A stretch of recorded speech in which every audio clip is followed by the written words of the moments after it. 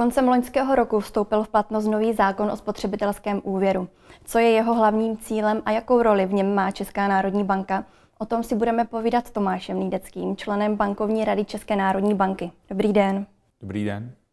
Co je tedy cílem nového zákona o spotřebitelském úvěru? Cíle já osobně vidím ve 3 rovinách. První ten cíl, a ten je hodně veřejně prezentován, je to ochrana spotřebitele. Takovým motem toho nového zákona by mohlo být, že za problémy dlužníků mohou ti, kteří jim peníze půjčují a pak je chtějí od nich zpět.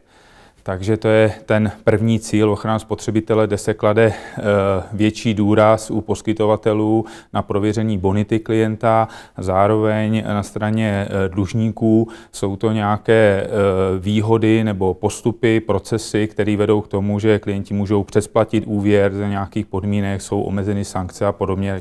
Druhým cílem, a o tom se už tolik nemluví, je vlastně harmonizace evropské legislativy, protože vlastně zákon o spotřebitelském úvěru je transpozicí 2 směrnic. První ta směrnice byla směrnice o spotřebitelském úvěru a druhá to byla transpozice směrnice o úvěru na bydlení. Co to znamená pro klienty a všechny poskytovatele, tak vlastně v rámci Evropské unie, toho evropského hospodářského prostoru, ty klienti by měli mít stejné podmínky, co se týká právě přístupu k těm úvěrům a co se týká i ochraně spotřebitele, že je to harmonizace podmínek.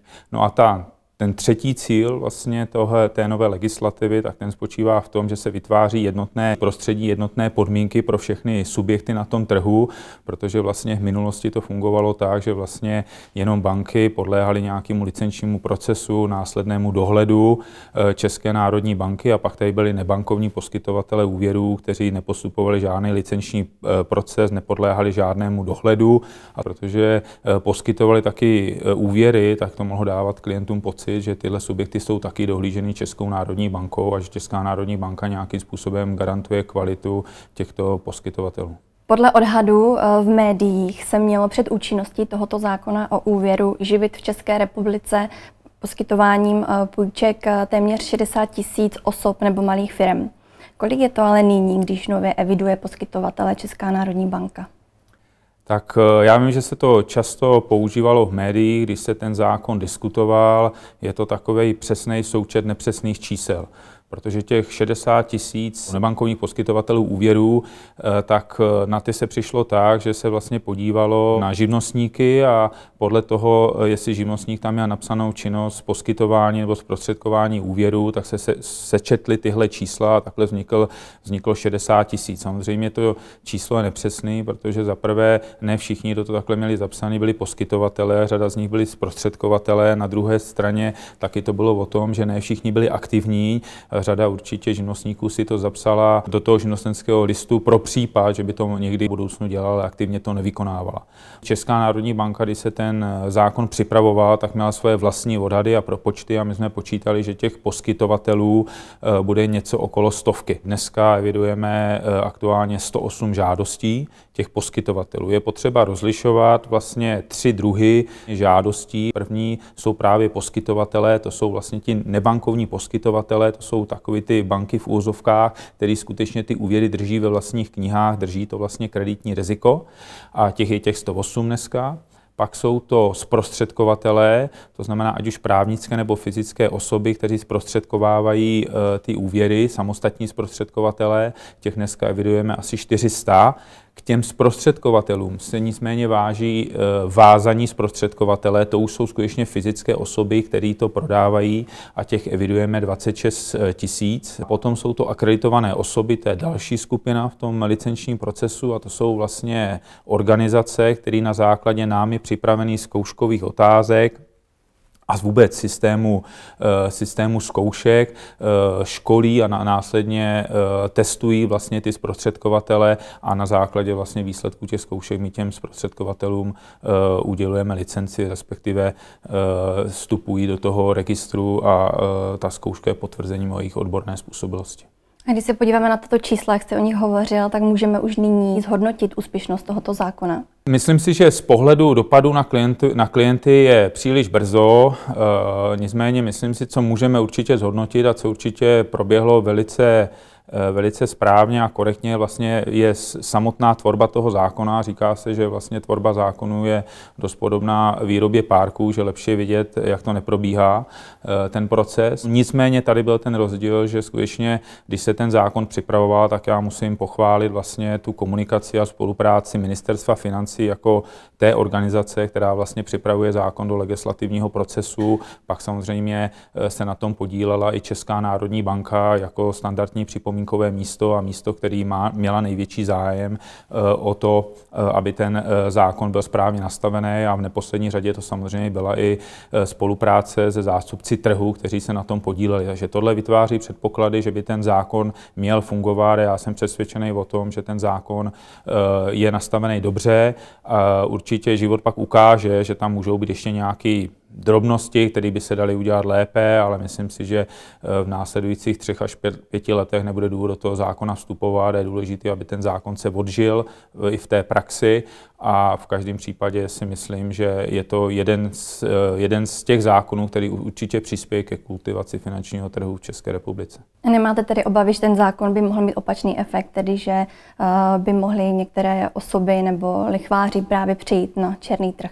Ten zákon byl dobře nastavený i z toho pohledu, že tam nebyla snaha ten zákon nastavit velice striktně a nebyla snaha vstupovat do tržního nastavení. V některých zemích, třeba to je příkladem je Slovensko, tak tam je nastavený nějaký limit na výši úroků, což samozřejmě výrazným způsobem může mít dopad do fungování právě těch nebankovních poskytovatelů, protože ty mají trošku odlišný obchodní model, než mají standardní banky, pracují s vyšší marží, které postupují větší rizikovost. A samozřejmě takovej zásah bych mohl vést k tomu, že tyto subjekty se vlastně schovají na tom černém trhu.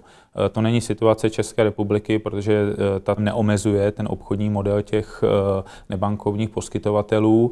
Na druhé straně přínosem toho zákona je, že vlastně vytvořil možnost, aby jsme uměli rozlišit, co je ten černý trh. Dneska skutečně do toho chce seriózně poskytovat, tak projde si licenčním řízením. V minulosti vlastně jsme ani nemohli černý trh nějakým způsobem zacílit. Česká národní banka je tedy orgánem, který má ze zákona potírat ilegální zprostředkovatele a poskytovatele spotřebitelského úvěru. Děje se tak již nyní? Já si nemyslím, že Česká republika měla problém s tím, že by tady fungoval nějaký černý trh nebankovních poskytovatelů. Vstup do toho odvětví byl skutečně tak jednoduchý, že proto nebyl žádný důvod. Druhá věc, co bych tomu chtěl říct, já si fakt ani nemyslím, že systémově měla Česká republika problém, že by tady s tím černým odvětvím jako takovým. Jo, byla tady řada institucí, která poskytovala úvěry vlastně subjektům, které z nějakého důvodu nedostali nebo neprošli scoringem komerčních bank s malým K, anebo z nějakého důvodu prostě ty klienti nedokázali předložit ten příjem. Jo. Ale nebyl to žádný systémový a zásadní dopad do fungování finančního systému v České republice. Samozřejmě ty případy se určitě vyskytovaly, ale byly to spíše jednotky, desítky kusů, než že by to byla nějaká systémová záležitost. Co se týká vlastně dnešní situace, tak my dneska evidujeme skutečně jednotky podání klientů, kteří nás upozorňují na možné ilegální poskytovatele bankovních nebo nebankovních úvěrů. Jak prověřujete tyto firmy? Jakým způsobem probíhá regulace podmínek poskytování úvěru? Můžete nám vysvětlit, jak Česká národní banka tohle sleduje a jak vůbec může do toho zasahovat? Tak asi neočekáváte, že vás pustíme do dohledové kuchyně, ale v dnešní době to probíhá tak, že vlastně sbíráme podání klientů, anebo se díváme do veřejného prostoru, typicky je to třeba internet, kde firmy nabízí tyto úvěry. Následně vlastně prověřujeme, jestli ty subjekty mají licenci, jestli skutečně nabízí ty nebankovní úvěry, a samozřejmě pro tyto subjekty není žádná motivace dneska díky tomu zákonu tyto úvěry poskytovat, protože pokud se zjistí, že by ty úvěry poskytovali nelegálně, tak to vede k tomu, že v takových případech ti dlužníci neplatí žádnou úrokovou sazbu, dokonce se jim vrací vlastně úroky zaplacené, a navíc vlastně můžou ten úvěr potom tu jistinu splatit podle toho, jak mají ekonomické podmínky. Samozřejmě k tomu musíme přičíst nějakou sankci. Jaké jsou sankce při nedodržení těchto podmínek? Sankce se samozřejmě liší podle přestupků, jsou tam 3 takové kategorie, 5, 10 a 20 milionů, plus samozřejmě ta sankce nejvyšší, to znamená odnětí licence. Já bych tady chtěl ale zdůraznit, že vlastně úkolem České národní banky není ukládání sankcí. Nakonec je to taky jeden z mýtů o České národní bance, že vlastně sankce jsou naším příjmem, ne. Sankce vlastně my odvádíme do státního rozpočtu, my nejsme motivovaní k tomu, aby jsme ukládali sankce, ale naším cílem je bezpečné fungování vlastně finančního trhu. Ale když se vrátím zpátky k těm sankcím, tak nedá se to takhle paušálně říct, je to samozřejmě podle přestupků a pak samozřejmě taky podle ekonomické síly daného subjektu, což si zohledňuje v té sankci. A co tento zákon, co tyhle všechny změny znamenají pro samotného spotřebitele? Co když já si půjčím peníze od subjektu, který není registrován u České národní banky? Na koho se mohu obrátit a jaký je vůbec další postup? Tak můžete se obrátit v každém případě na Českou národní banku nebo na finančního arbitra, se kterým Česká národní banka úzce spolupracuje. Nicméně bych chtěl samozřejmě říct, že vlastně k tomu, že si půjčíte od ilegálního nebankovního poskytovatele, by vůbec nemělo dojít. Jeden z těch důvodů vlastně, proč ten zákon vznikl, tak aby dal vlastně klientům šanci se podívat, kdo je ta instituce, která takový úvěr vlastně poskytuje, a dneska na internetových stránkách České národní banky najdete všechny licencované subjekty v této kategorii, takže si můžete jednoduše zkontrolovat, jestli ten subjekt má nebo nemá licenci, což bych vždycky doporučoval všem klientům. Pokud by k této situaci došlo, a tak ten zákon je napsaný ve prospěch klientů, zákazníků, tak pro vás to neznamená žádnou sankci, žádný postih. Naopak ten zákon je napsaný tak, aby sankcí a postihem i ekonomickým by demotivoval nebankovní poskytovatele těchto úvěrů. To je pro spotřebitele určitě dobrá zpráva. Já vám moc krát děkuji za rozhovor a budu se těšit někdy příště. Nashledanou. Nashledanou.